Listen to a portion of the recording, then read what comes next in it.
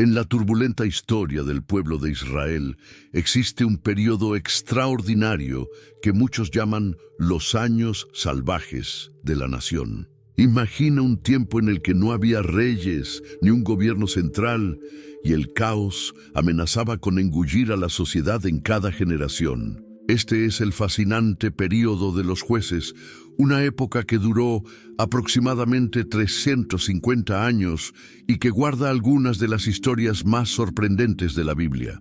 ¿Alguna vez te has preguntado cómo una nación sobrevive sin un líder formal? ¿Cómo un pueblo puede mantenerse unido cuando está rodeado de enemigos por todos lados? La respuesta radica en un grupo único de héroes y heroínas que Dios levantó en momentos cruciales. No eran jueces como los conocemos hoy en día, eran mucho más que eso.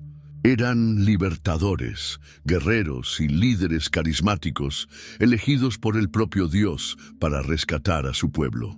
Entre ellos encontramos personajes fascinantes, una profetisa que comandaba ejércitos, un hombre que derrotó a todo un ejército con solo 300 soldados, un guerrero que hizo un voto trágico, e incluso un hombre con fuerza sobrehumana que luchó solo contra miles. Sus historias están llenas de momentos épicos, decisiones controvertidas y profundas lecciones sobre fe, liderazgo y las consecuencias de nuestras elecciones. En este viaje por la historia de los jueces de Israel, descubrirás cómo Dios trabaja a través de personas improbables para realizar hazañas extraordinarias y cómo un pueblo aprende, a veces de la manera más difícil, las consecuencias de abandonar sus valores y su fe. La historia de los jueces de Israel comienza después de un periodo crucial en la historia del pueblo hebreo, la conquista de Canaán. Bajo el liderazgo de Josué, sucesor de Moisés, las tribus de Israel habían conquistado gran parte de la tierra prometida a través de batallas memorables, como la caída de los muros de Jericó y la batalla donde el sol se detuvo en Gabaón. Esta conquista no fue completa, pero estableció a Israel firmemente en la tierra que Dios había prometido a Abraham siglos antes. Tras las grandes conquistas, cada tribu recibió su porción de territorio. Rubén, Gad y la mitad de la tribu de Manasés se establecieron al este del río Jordán, mientras que las demás tribus ocuparon la región occidental. Judá recibió el territorio al sur, incluida la región montañosa. Efraín y la otra mitad de Manasés se instalaron en la región central, mientras que las demás tribus ocuparon sus respectivas porciones conforme al sorteo sagrado. Cerca del final de su vida, Josué convocó una última asamblea en Siquem. En ese momento histórico recordó al pueblo todos los actos poderosos de Dios, desde el llamado de Abraham hasta ese momento. En un discurso memorable desafió al pueblo con las palabras: «Elijan hoy a quien quieren servir». El pueblo respondió con un compromiso solemne de fidelidad al Señor, y Josué estableció una alianza ese día, registrando todo en el libro de la ley de Dios. La muerte de Josué trajo grandes desafíos para Israel. Sin un líder central designado por Dios, cada tribu necesitaba completar la conquista de su territorio y lidiar con los pueblos cananeos que aún habitaban la tierra. Algunas tribus tuvieron éxito, pero otras no lograron expulsar completamente a los habitantes paganos, prefiriendo hacer acuerdos y cobrar tributos, desobedeciendo así la orden divina de no hacer alianzas con estos pueblos. Con el paso del tiempo surgió una nueva generación que no había presenciado los grandes actos de Dios. La travesía del Mar Rojo, la provisión en el desierto, la conquista de Canaán. Esta generación no conocía al Señor personalmente ni comprendía la importancia de mantener la alianza con Él. Comenzaron a mezclarse con los pueblos de la tierra, adoptando sus costumbres y, lo que es aún más grave, sus dioses. Este fue el inicio de un patrón cíclico que caracterizaría todo el período de los jueces. El ciclo comenzaba cuando el pueblo abandonaba a Dios, volviéndose a los ídolos cananeos, especialmente Baal y Asera. Como consecuencia de esta apostasía, Dios permitía que pueblos enemigos los oprimieran. Bajo el peso de la opresión, el pueblo se arrepentía y clamaba al Señor por liberación. Dios, en su misericordia, levantaba un juez para liberar y liderar al pueblo. Durante la vida de este juez, la nación disfrutaba de un período de paz y prosperidad. Sin embargo, tras la muerte del juez, el ciclo recomenzaba con una nueva apostasía. Los jueces eran diferentes de los reyes que vendrían posteriormente. No establecían dinastías, no cobraban impuestos y no mantenían una corte real. Eran líderes levantados por Dios para situaciones específicas, combinando roles militares y espirituales. Como líderes militares, organizaban ejércitos y dirigían campañas de liberación. Como líderes espirituales, llamaban al pueblo de vuelta a la alianza con Dios y juzgaban disputas entre el pueblo según la ley de Moisés. El primero de estos jueces fue Otoniel, sobrino de Caleb. Su historia como guerrero ya era conocida. Había conquistado la ciudad de Kiriat Sefer y como recompensa recibió a Acsa, hija de Caleb, como esposa. Cuando Israel cayó bajo la opresión de Cusán-Risataim, rey de Mesopotamia, durante 8 años, el Espíritu del Señor vino sobre Otoniel. Él lideró a Israel en una guerra de liberación, derrotando al opresor y estableciendo un período de paz que duró 40 años. Tras la muerte de Otoniel, Israel nuevamente se apartó de Dios y cayó bajo el dominio de Eglón, rey de Moab, quien formó una alianza con amonitas y amalecitas. Durante 18 años, los israelitas pagaron pesados tributos a los moabitas. Fue entonces cuando Dios levantó a Ahod, un hombre zurdo de la tribu de Benjamín, como libertador. Ahod elaboró un plan estratégico. Fabricó una espada de doble filo con una longitud de 1 codo y la ató bajo sus vestiduras en el lado derecho. Algo inusual que no levantaría sospechas, ya que los guerreros normalmente llevaban sus espadas en el lado izquierdo. Como parte de la delegación que llevaba el tributo a Eglón, logró una audiencia privada con el rey, alegando tener un mensaje secreto. Cuando se quedó a solas con Eglón, que era muy obeso, Ehud declaró tener un mensaje de Dios y, aprovechando el momento en que el rey se levantó de su trono, sacó la espada con su mano izquierda y la clavó en el vientre del rey. Después de cerrar las puertas de la cámara real y escapar, Ehud movilizó un ejército israelita. Tomó los vados del Jordán para impedir la huida de los moabitas y lideró una campaña que resultó en la muerte de 10.000 guerreros enemigos. Esta victoria aseguró 80 años de paz para Israel. El próximo juez mencionado es Samgar, hijo de Anat, cuya historia se cuenta en un solo versículo. Durante un período de opresión filistea, mató a 600 enemigos usando una aguijada de bueyes, una herramienta agrícola larga con una punta de metal utilizada para guiar al ganado. Esta breve mención demuestra cómo Dios puede usar instrumentos improbables para liberar a su pueblo. Nuevamente Israel se alejó de Dios, y esta vez cayó bajo la opresión del rey Jabín de Azor, una ciudad-estado cananea. Jabín poseía un ejército formidable, con 900 carros de hierro, la tecnología militar más avanzada de la época.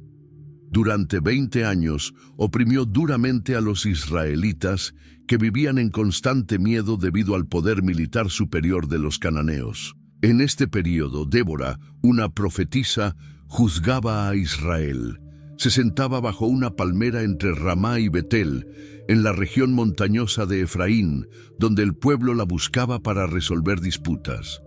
Su autoridad espiritual era reconocida en todo Israel, y a través de ella Dios comunicaba su voluntad al pueblo. Débora convocó a Barak, de Neftalí, transmitiéndole la orden divina de reunir a 10,000 hombres de las tribus de Neftalí y Zabulón en el monte Tabor. Barak, aunque llamado por Dios, se mostró reacio a ir sin la presencia de Débora. Ella accedió a acompañarlo, pero profetizó que la gloria de la victoria sería dada a una mujer. La batalla contra Sísara, comandante del ejército de Jabín, fue extraordinaria. Cuando Barak descendió del monte Tabor con sus hombres, Dios causó confusión en el ejército enemigo. Una fuerte lluvia transformó el valle del río Cisón en un lodazal, convirtiendo los temidos carros de hierro en un estorbo más que en una ventaja. El ejército cananeo fue completamente derrotado y Sísara huyó a pie. El general fugitivo buscó refugio en la tienda de Jael, esposa de Heber el ceneo. Aunque su pueblo tenía paz con Jabín, Jael estaba del lado de Israel. Ofreció hospitalidad a Sísara, dándole leche para beber y un lugar para descansar. Cuando él durmió, profundamente cansado, Jael tomó una estaca de la tienda y un martillo, y clavó la estaca en la sien de Sísara, matándolo. Así se cumplió la profecía de Débora sobre que la gloria de la victoria sería dada a una mujer. Esta gran victoria fue celebrada en el Cántico de Débora, una de las composiciones poéticas más antiguas y hermosas de la Biblia. El cántico no solo celebra la victoria, sino que también proporciona importantes detalles históricos. Elogia a las tribus que participaron en la batalla: Zabulón, Neftalí, Isaacar, Efraín, Benjamín y Manasés. Critica a las que se abstuvieron: Rubén, Galaad, Dan y Aser, y exalta a los héroes mientras pronuncia maldiciones sobre aquellos que no ayudaron en la causa del Señor. Años después, Israel nuevamente se alejó de Dios y sufrió una severa opresión de los madianitas. Durante 7 años, los madianitas, junto con los amalecitas y otros pueblos del oriente, invadían Israel en la época de las cosechas, destruyendo las plantaciones y robando el ganado, forzando a muchos israelitas a esconderse en cuevas en las montañas. Fue en este contexto que Dios llamó a Gedeón, quien estaba trillando trigo escondido en un lagar para evitar a los madianitas. Un ángel del Señor se le apareció, llamándolo valiente guerrero, un título irónico considerando su miedo. Gedeón cuestionó la presencia de Dios ante el sufrimiento del pueblo, pero recibió la misión de liberar a Israel. Su primera tarea fue destruir el altar de Baal, que pertenecía a su propio padre, y cortar el poste ídolo que estaba junto a él. Gedeón realizó esta misión durante la noche, con la ayuda de 10 siervos. Cuando el pueblo descubrió lo que había sucedido y quiso matarlo, su padre lo defendió con un argumento irónico: si Baal era realmente un dios, que él mismo se defendiera. Este incidente le valió a Gedeón el nombre de Jerobbaal, que significa que Baal contienda contra él. Aún inseguro de su misión, Gedeón pidió 2 señales a Dios usando un vellón de lana. En la primera noche, pidió que el vellón estuviera mojado de rocío, mientras el suelo alrededor permaneciera seco. En la segunda noche pidió lo contrario. Dios concedió ambas señales, confirmando su llamado. Con la confirmación divina, Gedeón reunió un ejército de 32,000 hombres. Sin embargo, Dios dijo que eran muchos, para que Israel no se jactara diciendo que su propia fuerza los había liberado. Primero, siguiendo la ley de Moisés, Gedeón permitió que los temerosos volvieran a casa. 22,000 partieron. Aún así, Dios dijo que eran muchos y ordenó una prueba: los hombres debían beber agua de un arroyo. Aquellos que se arrodillaran para beber serían dispensados, quedando solo los que llevaban el agua a la boca con las manos, permaneciendo alertas. Solo 300 hombres pasaron la prueba. Con este pequeño ejército, Dios dio a Gedeón una estrategia inusual. Durante la noche, Gedeón escuchó a un soldado madianita contar un sueño a su compañero. Un pan de cebada había rodado hasta el campamento madianita, derribando una tienda. El compañero interpretó el sueño como una señal de que Dios había entregado Madián en las manos de Gedeón. Este sueño animó a Gedeón. Dividiendo a sus 300 hombres en 3 grupos, Gedeón dio a cada hombre una trompeta, un cántaro vacío y una antorcha. En medio de la noche rodearon el campamento enemigo. A su señal, todos tocaron las trompetas, rompieron los cántaros, revelando las antorchas y gritaron: «¡Espada del Señor y de Gedeón!». El ruido repentino y las luces causaron total confusión en el campamento madianita. En su pánico, los enemigos comenzaron a luchar entre sí y huyeron. Gedeón convocó más tropas para perseguir a los fugitivos, logrando una victoria completa. Después de esta extraordinaria victoria, el pueblo quiso hacer de Gedeón su rey, estableciendo una dinastía. Sin embargo, él sabiamente se negó, diciendo que el Señor debía reinar sobre ellos. Lamentablemente, Gedeón cometió un error al hacer un efod con el oro tomado de los madianitas. Este efod terminó convirtiéndose en objeto de idolatría para Israel. Aún así, la tierra tuvo paz durante 40 años durante su vida, y Gedeón tuvo 70 hijos, demostrando su prosperidad e influencia. Después de la muerte de Gedeón, uno de sus 70 hijos, Abimelec, cuyo nombre significa «mi padre es rey», decidió tomar para sí el poder que su padre había rechazado. Nacido de una concubina que vivía en Siquem, Abimelec se aprovechó de sus lazos familiares con los siquemitas para ganar apoyo. Se dirigió a los ciudadanos de Siquem, preguntándoles qué sería mejor: ser gobernados por todos los 70 hijos de Gedeón o por un solo hombre que era su hueso y su carne. Los siquemitas, convencidos por su argumento y movidos por el orgullo tribal, le proporcionaron a Abimelec 70 piezas de plata del templo de Baal Berit. Con este dinero, contrató a hombres vagabundos y violentos que lo siguieron.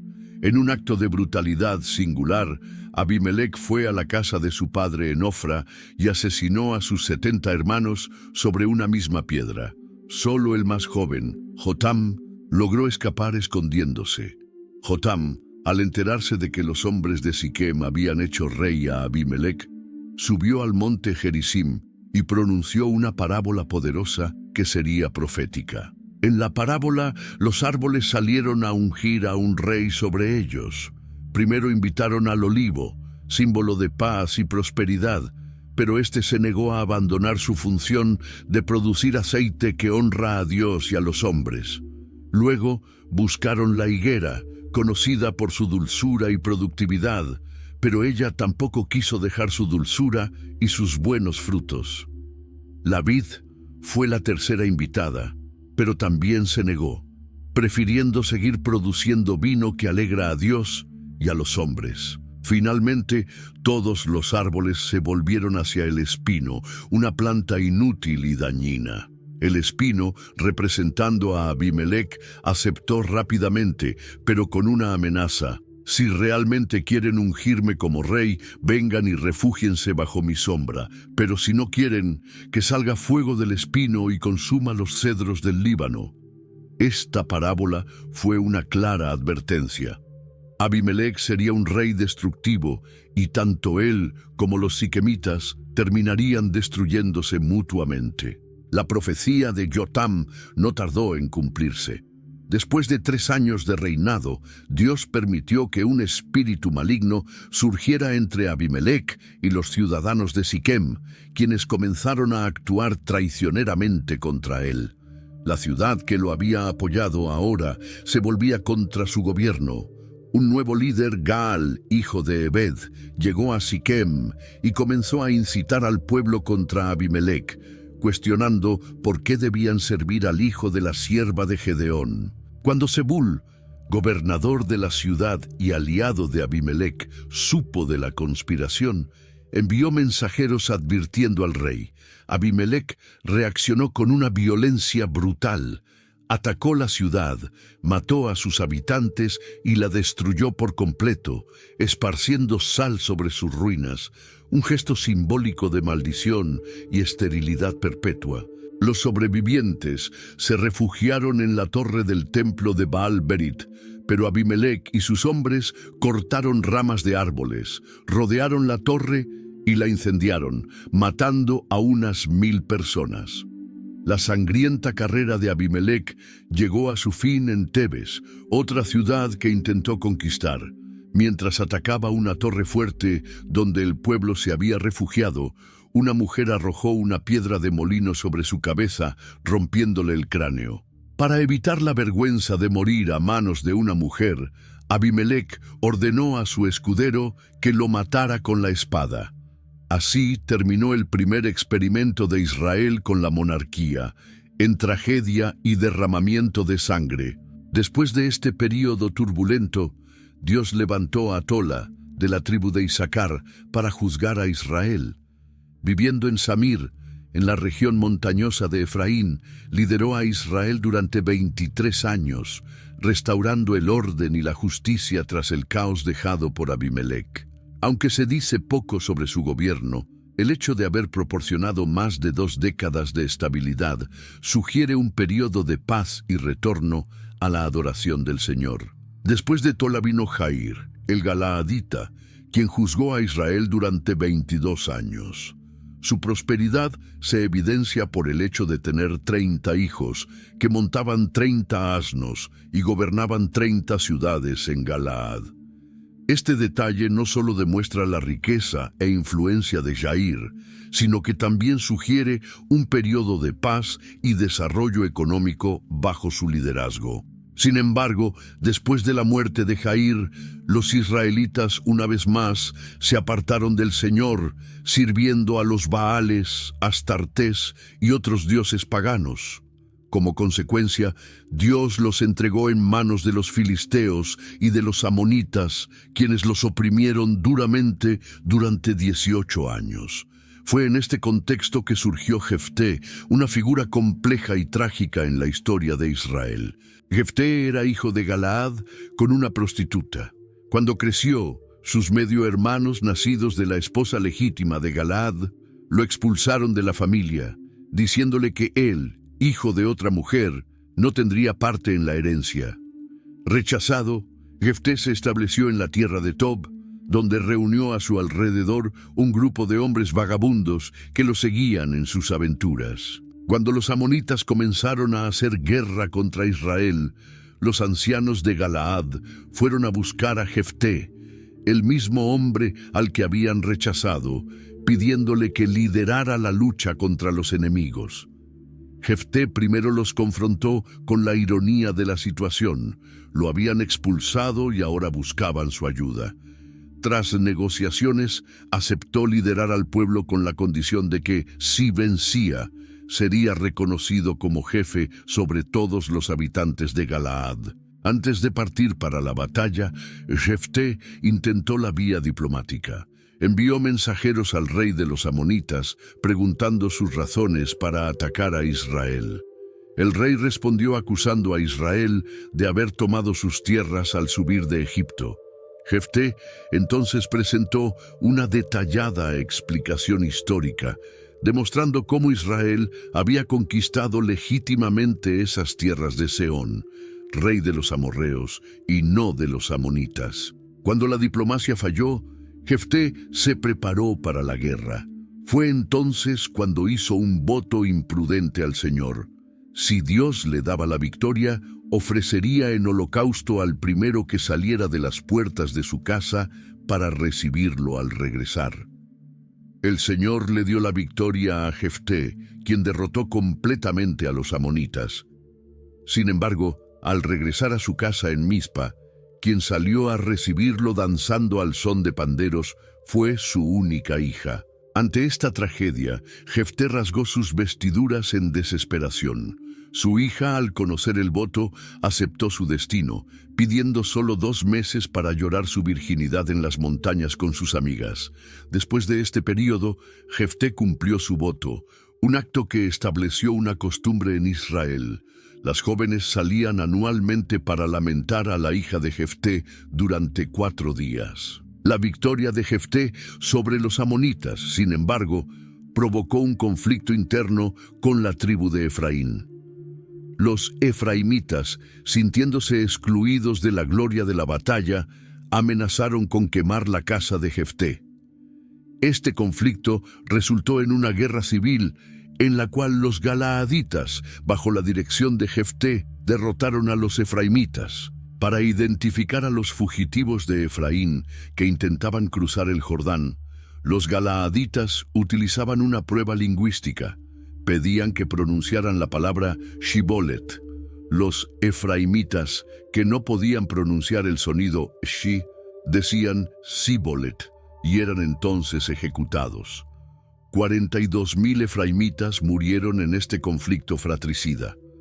Después de Jefté, que juzgó a Israel durante 6 años, vinieron 3 jueces menores.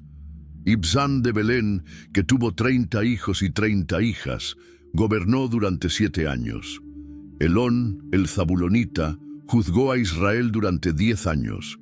Y Abdón, que tenía 40 hijos y 30 nietos, que montaban 70 asnos, juzgó a Israel durante 8 años. Aunque se dice poco sobre sus gobiernos, el número de hijos y la mención de los asnos sugiere períodos de relativa paz y prosperidad. El próximo gran juez sería Sansón, cuya historia comienza incluso antes de su nacimiento. En una época en la que Israel estaba bajo dominio filisteo, el ángel del Señor se apareció a la esposa de Manoa, que era estéril, anunciándole que tendría un hijo. Este hijo debía ser nazareo desde el vientre, lo que significaba que nunca debía beber vino o bebida fuerte, nunca cortar su cabello y nunca tocar un cadáver. Él comenzaría a liberar a Israel del poder de los filisteos. Cuando el niño nació, fue llamado Sansón, y el Señor lo bendijo. A medida que crecía, el Espíritu del Señor comenzaba a agitarlo, manifestándose en demostraciones sobrenaturales de fuerza.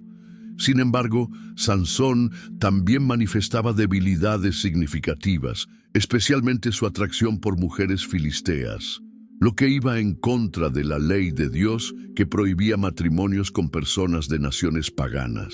La primera de estas mujeres fue una joven de Timnat. Cuando Sansón fue a verla, encontró un león joven en el camino y, movido por el Espíritu del Señor, lo desgarró con sus propias manos como si fuera un cabrito. Días después, al pasar por el mismo lugar, encontró un enjambre de abejas y miel en el cadáver del león. Este incidente inspiró un acertijo que propuso durante su banquete de bodas. Del que come salió comida y del fuerte salió dulzura.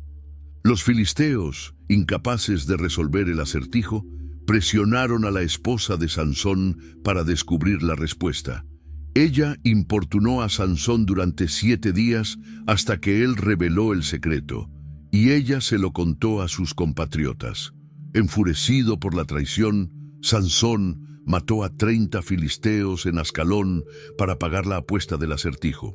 Más tarde, al descubrir que su suegro había dado a su esposa a otro hombre, Sansón capturó 300 zorras, las ató en pares con antorchas entre las colas y las soltó en los campos de los filisteos, destruyendo sus cosechas.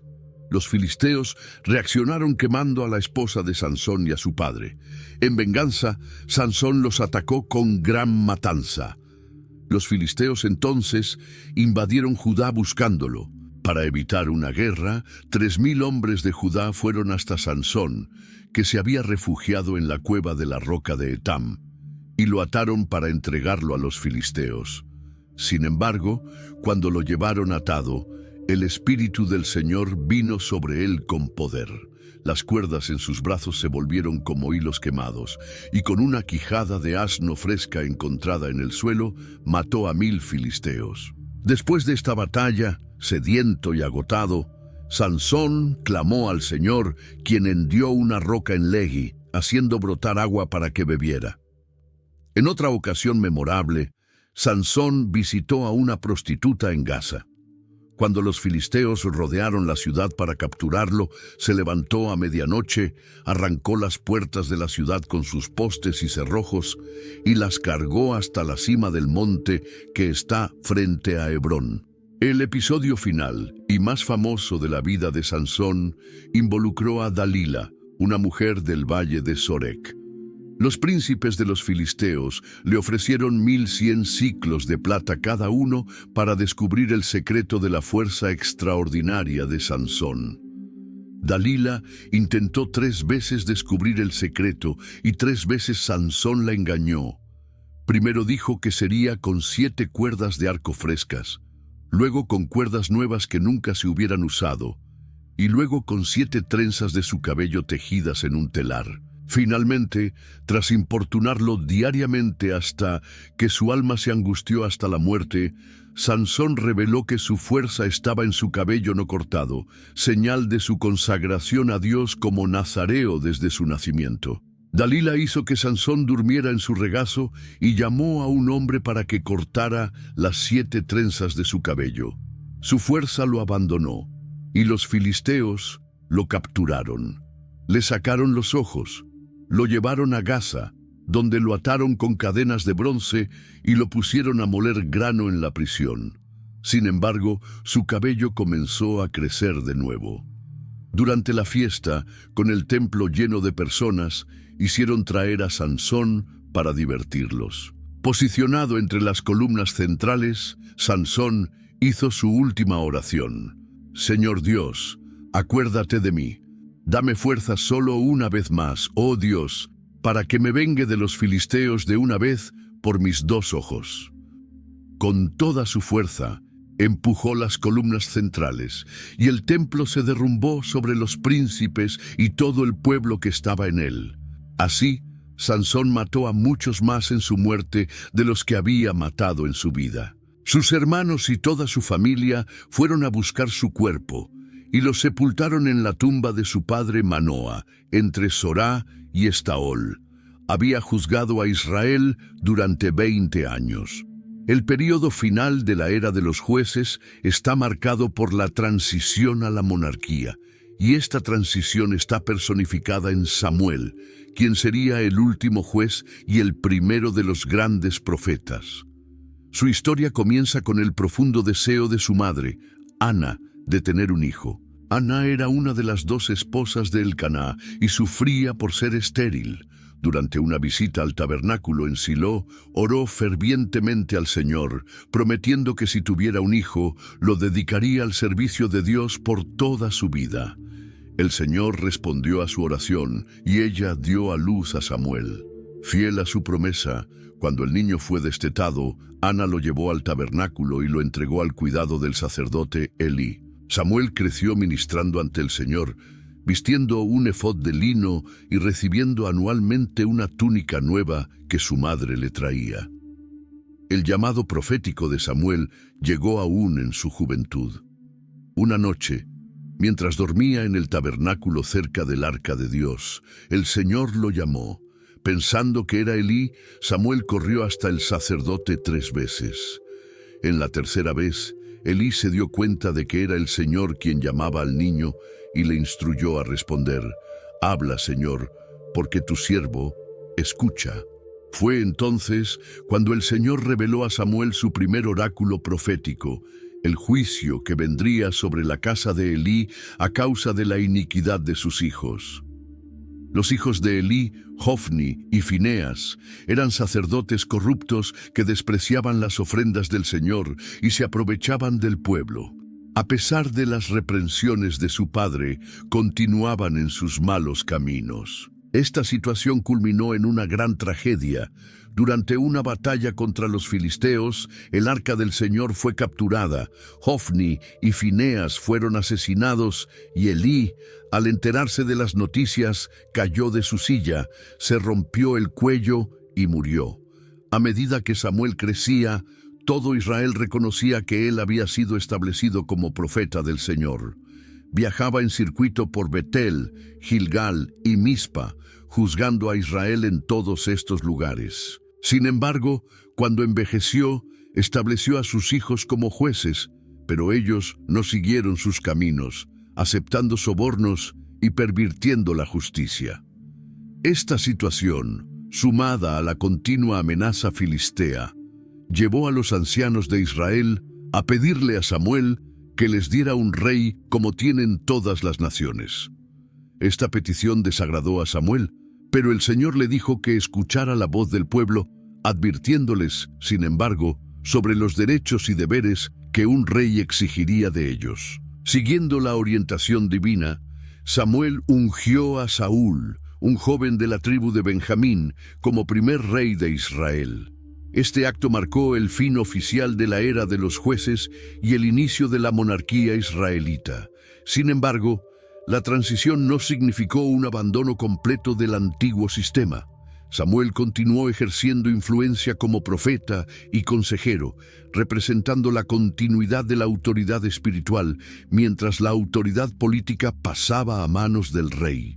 La era de los jueces, que duró aproximadamente 350 años, fue un período crucial en la historia de Israel, marcado por ciclos de apostasía, opresión, arrepentimiento y liberación. Los jueces fueron instrumentos de Dios para mantener a la nación y preservar la fe en tiempos difíciles, preparando el camino para el establecimiento de la monarquía. Sus historias siguen siendo relevantes, demostrando cómo Dios puede usar a personas imperfectas para cumplir sus propósitos y cómo la fidelidad a Él es fundamental para el bienestar de su pueblo. La historia de los jueces de Israel nos enseña lecciones profundas y atemporales. Vemos cómo Dios, en su infinita sabiduría y misericordia, nunca abandonó a su pueblo, incluso cuando se desviaban. A través de personas improbables, una profetisa como Débora, un hombre inseguro como Gedeón, un rechazado como Jefté, un hombre fuerte pero impulsivo como Sansón, Dios manifestó su poder y cumplió sus propósitos. Cada juez, con sus virtudes y defectos, nos muestra que Dios puede usar a cualquier persona dispuesta a servirle. Vemos en sus historias que la verdadera fuerza no está en ejércitos numerosos, en habilidades extraordinarias o en posiciones de poder, sino en la fidelidad al Señor y en la disposición de ser usado por Él.